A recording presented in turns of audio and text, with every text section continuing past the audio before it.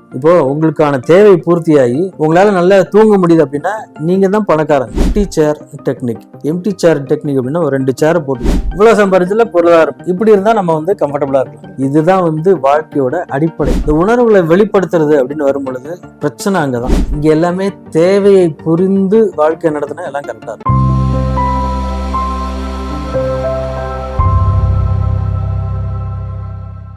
Healthy ways to deal anger and sadness. கோபம், சோகம் எல்லாம் எப்படி நம்ம ஹேண்டில் பண்ணலாம்? அதான் இது எல்லாமே கோபம் சொன்னேன் இல்லையா, கோபம் வந்து வெளிப்படுறதுல ஒன்றும் தப்பே கிடையாது. அது தொடர்ந்து அது ஒரு குணாதிசயமா, சில பேருக்கு அது குணாதிசயமாவே இருக்கும். அப்படி கோபம் இருக்கிறவங்க வந்து எல்லா நேரத்துலயும் வந்து அவங்க வந்து மோசமானவங்க இருக்கணும் அவசியம் இல்லை. இப்போ ஒரு பையன் வந்து ரோட கிராஸ் பண்ணும்பொழுது ஒரு திடீர்னு ஒரு வண்டி வந்து பிரேக் போடுது. அப்ப அம்மா என்ன பண்ணுவாங்க, குழந்தைய வந்து திட்டுவாங்க. அது திட்டுறதோட அர்த்தம் என்ன? குழந்தைக்கு எதுவும் ஆயிடக்கூடாதுங்கிற அக்கறை. அந்த அக்கறையின் அடிப்படையில வரக்கூடியதான். ஸோ அது வரும் போகும், அது வந்து பிரச்சனை இல்லை. அதுக்கு எல்லா விஷயங்களுக்கும் ரூட் காஸ் கண்டுபிடிக்கணும். ரூட் காஸ் என்ன, இது எதனால வருது அப்படிங்கிறது. இப்போ ஒரு கணவன் மனைவி இருக்காங்க அப்படின்னா அந்த கணவன் மனைவிக்குள்ள ஏதாவது பிரச்சனை இருந்ததுன்னா அந்த கோபத்தை வந்து வேற எங்கேயாவது காமிப்பாங்க. அப்போ ஒரு ஆபீஸ்ல ஒருத்தர் எரிஞ்சு விழுறாரு, கோபமா பேசுறாங்க அப்படின்னா பிரச்சனை அங்க கிடையாது, அவங்க வீட்டில் இருக்கலாம். அப்போ எங்கே பிரச்சனையோ அந்த பிரச்சனைக்கான மூலத்தை கண்டுபிடிச்சி அதை சரி பண்ணணும். அதை சரி பண்றதா வந்து விஷயம். அதை சரி பண்ணிட்டோம்னாவே இந்த மாதிரியான இதை வந்து தவிர்க்க முடியும். சிம்பிளா டெக்னிக்ஸ் அப்படின்னு பாத்தீங்க அப்படின்னா, கோபம் வருது, முதல்ல அதை எக்ஸ்பிரஸ் பண்ணாம இருக்கு. ஒரு ஆக்ஷனா ஒன்று ரியாக்ஷன் பண்றோம் இல்லையா, பெரும்பாலான நேரத்துல வந்து ரியாக்ஷன் பிரச்சனையாயிடும். ஒரு விஷயம் நடக்கும், அந்த நடக்கிறதுக்கு இன்னொரு ரியாக்ஷன் பண்ணுவாங்க இல்லையா, அது வந்து பெரிய பிரச்சனை. அது வீட்டுக்குள்ள இருக்கலாம், பிட்வீன் ஃப்ரெண்ட்ஸா இருக்கலாம், எங்கேயா இருந்தாலும் அந்த ரியாக்ஷன் வந்து கரெக்டா பண்ணோம் அப்படின்னா இந்த பிரச்சனைகள் வந்து அவாய்ட் பண்ணணும். முதல்ல என்ன பண்ணணும், கொஞ்சம் டிலே பண்ணணும். உடனே அந்த எக்ஸ்பிரஸ் பண்ணோட ரியாக்ட் பண்றத உடனே பண்ணக்கூடாது. உங்களுக்கு ரொம்ப கோபமா இருக்குது, இப்போ திட்ட முடியல, ஒன்றும் பண்ண முடியல அப்படின்னா ரொம்ப சிம்பிள், என்ன பண்ணலாம், நம்பர்ஸ் கவுண்ட் பண்ணலாம். அப்புறம் சில்லுன்னு ஒரு கிளாஸ் வாட்டர் தண்ணி குடிக்கலாம். தண்ணி குடிச்சிட்டு இதில் சைக்கோ தெரப்பியில் ஒரு டெக்னிக் இருக்குது. அந்த டெக்னிக் வந்து நம்ம நேரடியாக பண்ணாட்டியும் வேறு விதமாக பண்ணலாம். ஃபாரின்ல இப்போ என்ன பண்ணுவாங்க அப்படின்னா, அவங்களுக்கு இருக்கக்கூடிய அந்த இதெல்லாம் வெளிப்படுத்துறதுக்கு இந்த பழைய இரும்பு சாமான்கள்லாம் இருக்கு இல்லையா, அது மாதிரி இப்போ இந்த கார்லாம் கண்டம்டு கார் இருக்குன்னா அங்கே போய் உடைப்பாங்க. அதாவது உடைக்கிற மூலமா அவங்க அதிகப்படியான இதை வந்து வெளிப்படுது. ஸோ அந்த இடத்துல வெண்ட் அவுட் பண்ணணும். நீங்கள் எதாக இருந்தாலும் உணர்வுகளை வந்து வெண்ட் அவுட் பண்ணணும், வெளிப்படுத்தணும். இந்த உணர்வுகளை வெளிப்படுத்துறது அப்படின்னு வரும் பொழுது பிரச்சனை அங்கே தான். உணர்வுகளை யாரும் பெருசாக வெளிப்படுத்துறதே கிடையாது. அதில் 2 விதமாக பண்ணலாம், ரெண்டுமே கொஞ்சம் ஈஸி தான். ஒன்று வந்து கொஞ்சம் எக்ஸ்டர்னல், அதாவது இன்னொருத்தட்ட பேசுறது. இப்போ நமக்கு வந்து ஒரு பிரச்சனை அப்படின்னா யார்ட்டையாவது யாரா வேணாலும் இருக்கலாம். வீட்டில் இருந்தால் அம்மா கிட்ட பேசலாம், ஸ்கூல்லனா டீச்சர்கிட்ட பேசலாம். இவங்க 2 பேருமே வந்து புரிஞ்சுக்க மாட்டாங்க அப்படின்னு நினைச்சா நமக்கு ஒரு ஃப்ரெண்டு கிட்ட பேசலாம், இல்ல ரிலேட்டிவ்ல யாராவது முக்கியமானவர்கிட்ட பேசலாம். இதையெல்லாம் தாண்டி வரணும்னா ஒரு சைக்காலஜிக்கல் கவுன்சிலர், அவரை பார்த்து அவங்கள்ட்ட பேசலாம். இது முடியல அப்படின்னா செல்ஃப் டாக்னு ஒரு டெக்னிக் இருக்கு. செல்ஃப் டாக், நீங்க உங்கள்கிட்ட பேசுறது வந்து அது பைத்தியக்காரத்தான கிடையாது. நீங்க கண்ணாடியிலயோ அவங்க இதுலயோ பேசலாம். நீங்க அது மாதிரி பேசும் பொழுது மறுபடியும் நீங்க வெண்ட் அவுட் பண்றீங்க, உங்க மனசுல இருக்கிறதெல்லாம் பேசுறீங்க. இந்த இடத்துல இன்னொருத்தரோட இது இல்லை, இன்னொருத்தர் ஃப்ரெண்டுகிட்ட சொல்லி அவங்க கஷ்டத்தை சொல்லி அவங்க யார்கிட்டயா சொல்லிடுவீங்க அப்படிங்கிறதும் தேவையில்லை. ஃப்ரெண்டுங்கிறவங்க புரிஞ்சுக்குவாங்க, யார்ட்டையும் சொல்ல மாட்டாங்க, அவங்க மேக்ஸிமம் ஹெல்ப் பண்ண தான் பார்ப்பாங்க. அதனால ஃப்ரெண்டுகிட்ட பேசலாம். இல்லை அப்படின்னா இன்னொரு டெக்னிக் இருக்கு, இது பேர் வந்து எம்டி சேர் டெக்னிக். எம்டி சேர் டெக்னிக் அப்படின்னா ஒரு 2 சேரை போட்டுக்கணும். இந்த 2 சேரை போட்டுக்கிட்டு ஒரு சேர்ல வந்து நீங்க உட்காந்துட்டு யார்கிட்ட பேசணுமோ அவங்கள்ட்ட நீங்க பேசணுங்கிற கருத்தெல்லாம் பேசலாம். அதுக்கப்புறம் அவங்க அந்த சேர்ல உட்காந்து அவங்க என்ன நினைக்கிறாங்க அப்படிங்கறத திருப்பி பேசலாம். இப்படி பேசும் பொழுது இந்த இடத்துல வந்து நீங்க இந்த put your leg into other shoes சொல்லுவாங்கல்ல, அது மாதிரி அவங்களுடைய கோணம் என்ன இருக்கு, அவங்களுடைய இது அது வந்து புரியும். நீங்க அது புரிஞ்சுட்டா அப்புறம் உங்களுக்கு தானா மாற்றம் வரும் இல்லையா. அடுத்தது முக்கியமானது 2 விஷயம் சொன்னேன். ஒன்னு டாக்கிங்ல 2, ஒன்னு டு சம்மோன், இன்னொன்னு செல்ஃப் டாக். அடுத்தது வந்து எழுதுறது. இப்போ யார் மேலே கோபமா இருக்குன்னு வச்சுக்கோங்களேன், இப்போ என் மேலே கோபமா இருக்கு அப்படின்னா, இவர் யார், இவர் என்ன இப்படி, இவர் எனக்கு பிடிக்கல,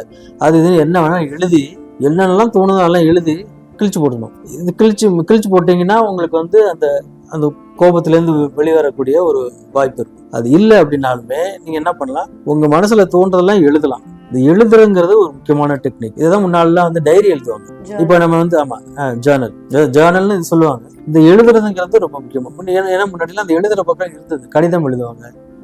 லெட்டர்ஸுங்கிறது ரொம்ப சாதாரணமா இருந்தது. எடுத்துன்னு அந்த அன்புள்ளன்னு ஆரம்பிப்பாங்க, இப்படி போட்டு அது ஒரு செட் ஆஃப் ஃபார்மேட் இருக்கு. அதுல ஒரு கண்ணியம் இருக்கும். அந்த வெளிப்படுத்தல் அது மாதிரி எழுதிட்டு இருந்தோம். நம்ம இப்போ எழுதுறது இல்லை அதிகமாக. ஆக ஒரு டைரி மாதிரி எழுதணும் அப்படின்னா மனசுல உள்ளதான் எழுதணும், எழுதி பத்திரமா வச்சுக்கலாம். இதுவும் வந்து ஒரு விதமான வெட் அவுட் தான். இந்த 2 டெக்னிக்ஸுமே வந்து அவங்களால செய்ய முடிகிற விஷயம், உட்காந்து செய்யணும். சரி, ஸ்டூடெண்டோட ஃப்ரெண்ட்ஷிப் அது வந்துட்டு எந்த அளவுக்கு இம்பார்ட்டன்ட் நினைக்கிறீங்க மென்டல் ஹெல்த்ல ஸ்டூடெண்ட்ஸோட ஃப்ரெண்ட்ஷிப்னு வரும்பொழுது இதான் மறுபடி அது யார்கிட்ட வந்து நம்ம இது பண்றோம், ஐ மீன் ஷேர் பண்றதுக்கான ஒரு முக்கியமான ஒரு ஃபேக்டரா ஃப்ரெண்ட்ஸ் இருப்பாங்க. இதுல ஒரு நல்ல ஃப்ரெண்டுக்கான அடையாளம் என்ன? பேரண்ட்ஸ் வந்து பிள்ளைகளோட ஃப்ரெண்ட்ஸ் யாருன்னு தெரிஞ்சுக்கணும். இப்போ தன்னுடைய பிள்ளையோட நண்பன் வந்து அவன் யாரு, அவங்க அப்பா அம்மா யாரு, எங்க இருக்காங்க அப்படிங்கிற விவரம் தெரியும். இதுல பேரண்ட்ஸுக்கும் ஒரு கம்யூனிகேஷன் இருக்கும். பேரண்ட்ஸ் கம்யூனிகேஷன் எப்படி இருக்கும் அப்படின்னா, உங்க பையனை பத்தி ஏதாவது சொல்லும் பொழுது அவன்கிட்ட சொல்லி பாரு அப்படி இருக்கான்னு சொல்ற அளவுக்கு அந்த பாண்ட் இருக்கும். ஒன்னாவது.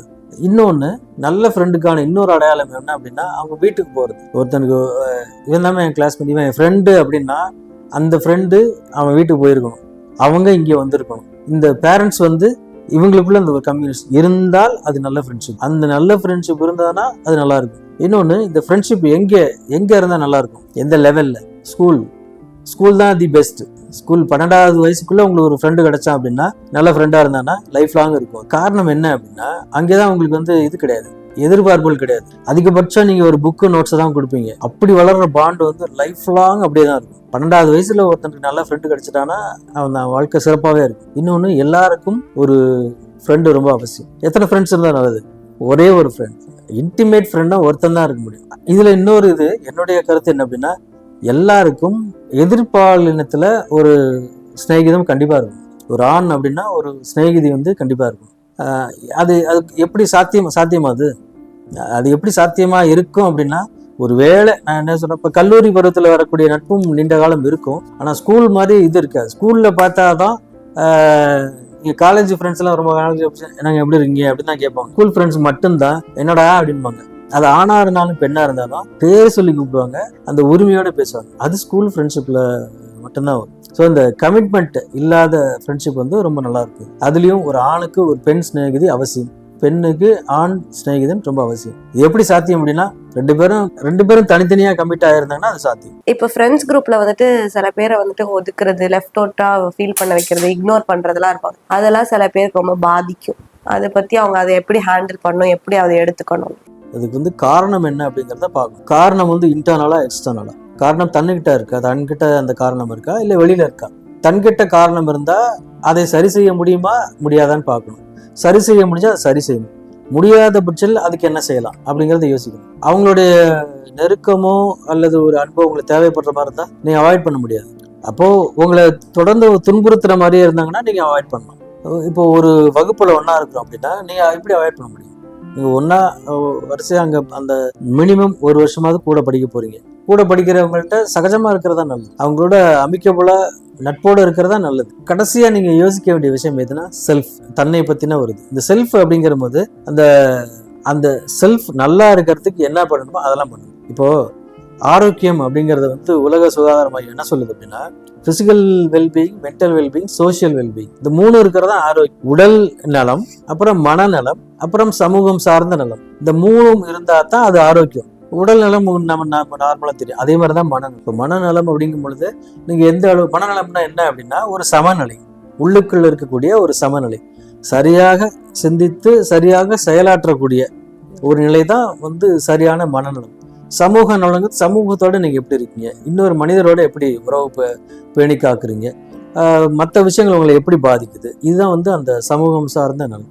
3மே தான் உங்க ஆரோக்கியத்தை பாதிக்கும். அப்ப இந்த 3ஐயும் வந்து நல்லா மெயின்டைன் பண்ணணும். மனநலம்ங்கிறது வந்து அது ரொம்ப முக்கியமானது. அப்போ உங்க செல்ஃபுக்கு என்னென்ன தேவையோ அதெல்லாம் செய்யணும். இதுதான் வந்து வாழ்வியலோட அடிப்படையான ஒரு விஷயம். நாம இங்க வாழ்றது எதுக்கு அப்படின்னா, நம்ம வாழ்றது வந்து இங்கே வாழ்தலின் மூலமாக அடுத்த தலைமுறை உருவாக்கி இனத்தை பாதுகாக்கிறோம். சர்வைவல். இனத்தை பாதுகாக்கல அப்படின்னா என்ன ஆகும் அப்படின்னா இனம் அழிஞ்சு போயிடும். ரைட். அப்ப இனத்தை பாதுகாக்கணும்னா என்ன பண்ணணும்? இனத்தை பெருக்கணும். இனத்தை பெருக்கணும் என்ன பண்ணணும்? உயிர் வாழணும். உயிர் வாழணும்னா என்ன பண்ணணும்? சாப்பிடணும். சாப்பிட்றதுக்கு என்ன பண்ணணும்? சாப்பாடை தேடணும். சாப்பாடா கிடைச்சா நல்லது. அந்த காலத்துல காட்டுல பழம் அது இதெல்லாம் சாப்பிட்டோம். இப்ப அப்படி கிடையாது. அதுக்கு சமைக்கணும்னா அதுக்கு பொருள் தேவை. பொருள் தேவைன்னா சம்பாதிக்கணும். சம்பாதிக்கணும்னா வேலைக்கு போகணும், வேலைக்கு போகணும்னா படிச்சிருக்கணும். அப்ப படிக்கிறதுல வந்து இப்படி படிச்சா இந்த வேலைக்கு போகலாம், இந்த வேலைக்கு போனா இவ்வளவு சம்பாதிக்கலாம், இவ்வளவு சம்பாதிச்சதுல பொருளாதாரம் இப்படி இருந்தா நம்ம வந்து கம்ஃபர்டபுளா இருக்கலாம். இதுதான் வந்து வாழ்க்கையோட அடிப்படை. இது எல்லாரும் முதல்ல புரிஞ்சுக்கணும். இதை அடிப்படையை இதை புரிஞ்சுக்கிட்டீங்கன்னாவே போதும். இந்த புரிதல் இல்லாம இருக்கிறதா எல்லா பிரச்சனைக்கும் காரணம். இப்போ உங்களுக்கான தேவை பூர்த்தியாகி உங்களால நல்லா தூங்க முடியுது அப்படின்னா நீங்க தான் பணக்காரங்க.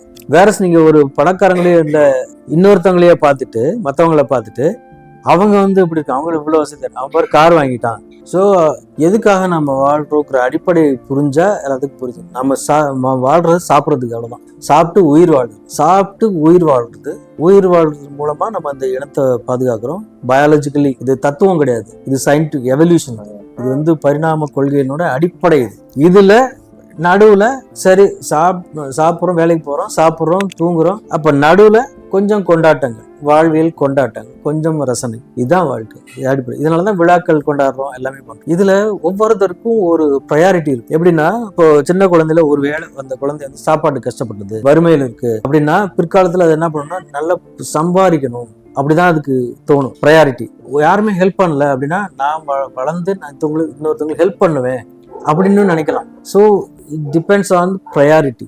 யாருக்கு என்ன ப்ரையாரிட்டியோ அது அவங்கவுங்க வாழ்க்கை. இதுல என்ன நம்ம பண்ணக்கூடாது அப்படின்னா இந்த டிசைனை கம்பேர் பண்ணிக்கூடாது. ஒவ்வொருத்தவங்களுக்கும் ஒரு டிசைன். ஒருத்தவங்க வந்து டெய்லி வெளியூர் போகணும் அப்படின்னா அவங்களுக்கு கார் தேவைப்படலாம், அதனால கார் வச்சிருக்கலாம். அவன் கார் வச்சிருக்கிறத பார்த்துட்டு நம்ம வசதியா பஸ்ல போயிட்டு வரலாம், நமக்கு தேவையான எல்லா வசதிகளும் இருக்கும், வெளியில அடிக்கடி போற வேலை இல்லாம இருக்கலாம். நம்ம வந்து அதை பார்த்து இது பண்ணணும். வசதி வந்தா பண்ணலாம். இங்க எல்லாமே தேவையை புரிந்து வாழ்க்கை நடத்தினா எல்லாம் கரெக்டா இருக்கும். இங்க யாருமே அதை பண்றது இல்லை. அதுதான் எல்லா பிரச்சனைகளும் அடிப்படையான ஒரு காரணம். ப்ரையாரிட்டி. ஒருவேளை ஒருத்தனுக்கு அவனுக்கு யாருமே இல்லை, தனக்கு யாருமே அன்பு செலுத்தல அப்படின்னா அவனுக்கு அன்பு தான் பெரிய நோக்கமா இருக்கும். அவன் வளர்ற வரைக்கும் யார்ட்டையாவது அந்த அன்பை தேடிட்டே இருப்பான், வாழ்க்கை பூரா தேடிட்டே. சைக்கோன்னு ஒரு படம் பாத்தீங்க இல்லையா? அந்த படம் வந்து படம் எப்படியோ இருந்தாலுமே கடைசியில சொல்ற விஷயம் என்ன அப்படின்னா அவன் ஆயுசு முழுக்க ஒரு பெண்ணுடைய அன்பை தான் அவன் தேடிட்டு இருக்கான். அதனால கோபத்துல பல இதெல்லாம் பண்றான், ஒரு தவறான செயல்கள்ல ஈடுபடுறான். கடைசியில ஒரு வழக்கம் போல ஹீரோயின், அந்த ஹீரோ வந்து காப்பாத்திட்டு விட்டு போயிடாரு. அப்ப ஹீரோயின் வந்து பேட்டி கொடுக்குறாங்க. பேட்டி கொடுக்கும் பொழுது அவன்கிட்ட வந்து அவனை ஒரு குழந்தையா பார்த்தேன் அப்படின்னு சொல்லுவாங்க. அதை கேட்ட பிறகு அப்படியே மாறும் அந்த படத்தோட இது எல்லாமே மாறி கடைசியில அதை உணர்ந்து தனக்கு அந்த அன்பு கிடைச்சிச்சு அப்படின்னு சொல்லிட்டு அந்த தவறுக்கு வருந்து அவன் வந்து தன்னுடைய உயிரை வந்து இது பண்ற கதை முடியும். அப்ப அவனுக்கு ப்ரையாரிட்டி அன்பு தான். அவனுக்கு காசு இருக்கலாம், பணம் இருக்கலாம், அது இல்லை. ப்ரையாரிட்டி என்னன்னா அன்பு. அப்ப அந்த நான் சொன்ன மாதிரி ஏற்கனவே சொன்ன மாதிரி அந்த சின்ன வயசு இருக்கு இல்லையா, 6 வயசு, இந்த 6 வயசுக்குள்ள என்ன குழந்தைக்கு என்ன இம்பாக்ட் இருக்கோ அதை தான் குழந்தைகள் வந்து வாழ்க்கையில பின்னாடி தேடுவாங்க. priority. எக்ஸல் குரூப்ஸ் மாறு மாற்று மக்களுக்கான நேர்மையான சமூக பணி என்றும் தொடரும். Excel groups Muruganandam.